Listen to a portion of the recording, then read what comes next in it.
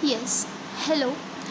What is the probability that a number selected at random from numbers 1 2 3 dot dot 15, that means 1 से लेकर 15 is a multiple of 4? ये तो बहुत ही simple question है.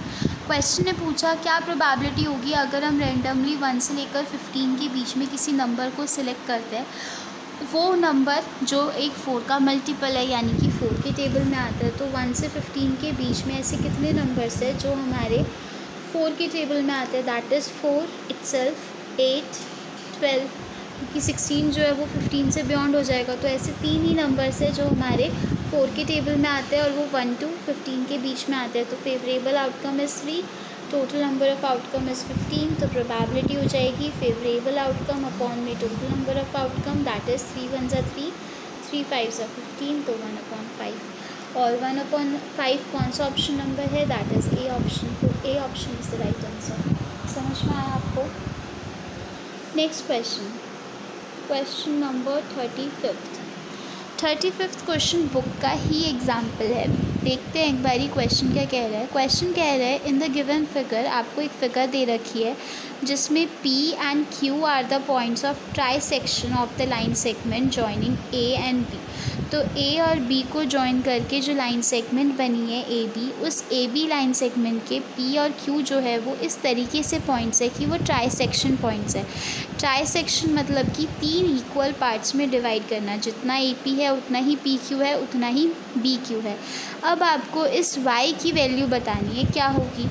तो that's really very simple. सबसे पहले हमें क्या दे रखा है? हमें दे रखा है एक लाइन सेगमेंट AB. ए के पॉइंट्स है 4 7, बी के पॉइंट्स है 1 -5, पी और क्यू 2 पॉइंट्स है. पी के हैं 5 3, क्यू के है 3y. अब ये ट्राई सेक्शन है, दैट मीन्स तीनों पार्ट्स क्या है? Equal, 1:1 1:1 1, right. अब हमें यहाँ पे Q में जो y आ रहा है इसकी वैल्यू निकालनी है. तो इसके लिए हम देख लेते हैं Q की रेशो क्या होगी. तो Q पॉइंट की रेशो हो जाएगी AQ is to BQ, right. AQ is to BQ कितनी हो जाएगी? AQ हो जाएगा AP plus PQ. AP is 1, PQ is 1, तो AQ is 2 and BQ is 1. तो रेशो हो जाएगी हमारी Q पॉइंट के लिए 2:1. रेशो पता चल गई. y की वैल्यू निकालनी है. y1 भी है, y2 भी है, तो y का फॉर्मूला लगाएंगे, आ जाएगा. y का फॉर्मूला क्या हो जाएगा? 7 × 1 प्लस -5 × 2 अपॉन में m1 plus m2, that is 2 + 1. y is equals to 7 1 ज़ा 7 प्लस -5 × 2 इज़ -10 अपॉन में 2 + 1 is 3. y is equals to यहाँ पर प्लस माइनस माइनस, तो -10 अपॉन में 3. 7 में से 10 माइनस करेंगे, -3 अपॉन 3, 3 से 3 कटा, दैट इज़ -1. तो y की वैल्यू आ गई -1. इस क्वेश्चन में y की ही वैल्यू निकालनी थी, दैट इज़ सी ऑप्शन. समझ में आया आपको? तो ये वाला क्वेश्चन भी हो गया. Next question is if theta is an acute angle. Theta अगर एक अक्यूट एंगल है तो 6 + 4 sin theta is equals to 8. तो हमें थीटा की वैल्यू बतानी है. ये भी बहुत ही सिंपल क्वेश्चन है, बहुत ध्यान से. Question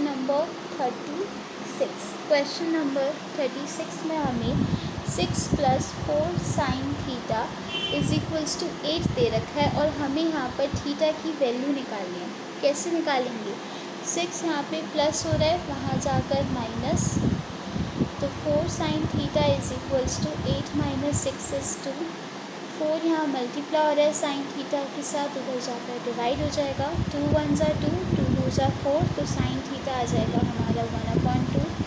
sin theta is equals to, sin 1/2 कब होता है? sin 30 पर. तो sin से sin कट गया, थीटा की वैल्यू आ गई 30 डिग्री. हमें इस क्वेश्चन में इस थीटा की ही वैल्यू निकालनी थी. का कितना option? Option number B is the right answer.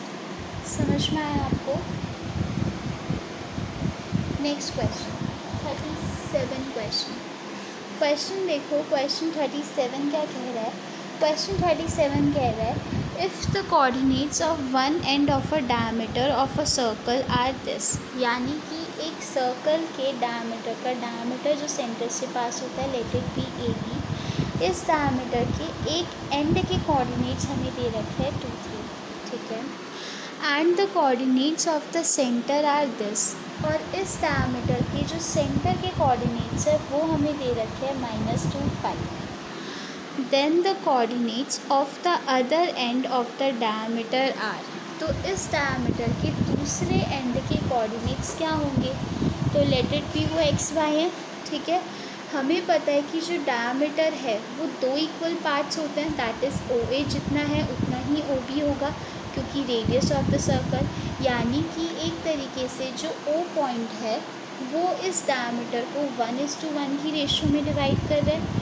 अब हमें रेशो पता है, हमें एक तरीके से फॉर्मूले वाले पॉइंट ऑफ इंटरसेक्शन यानी एक्स वाई पता है, हमें x1 y1 नहीं पता बट हमें x2 y2 पता है, तो फॉर्मूले में पुट करेंगे, सॉल्व कर लेंगे, तो x is equals to x1 into m2 plus x2 into m1 upon में m1 प्लस m2, तो -2 इज़ इक्वल्स टू x1 ज़ा x प्लस 2 1 ज़ा 2 अपॉन में 1 प्लस 1 इज़ 2, 2 यहाँ डिवाइड हो रहा है, वहाँ जाकर मल्टीप्लाई हो जाएगा, तो -2 into 2 is -4 is equals to x plus 2, 2 यहाँ प्लस हो रहा है, वहाँ जाकर माइनस, तो -6 इज़ इक्वल्स टू x, तो x की वैल्यू आ गई -6। ऐसे ही सिमिलरली y की वैल्यू निकालेंगे, y की वैल्यू क्या हो जाएगी, वो हो जाएगी 5 is equals to y1 into m2 plus y2 into m1 upon में m1 प्लस m2, सॉल्व करते हैं,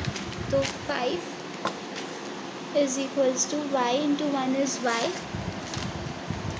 प्लस 3 इंटू 1 इज़ 3 अपॉन में 1 प्लस 1 इज़ 2, 2 यहाँ मल्टीप्लाई हो रहा है, वहाँ जाकर यहाँ डिवाइड हो रहा है, वहाँ जाकर मल्टीप्लाई, 5 2 ज़ा 10 is equals to y plus 3, 3 यहाँ प्लस हो रहा है, वहाँ जाकर माइनस, तो y हमारा कितना आ गया 7, दैट मीन्स कोऑर्डिनेट्स हो गए हमारे -6 7, जो कि कौन सा ऑप्शन है, जो कि ऑप्शन नंबर ए, तो option number A is the right answer.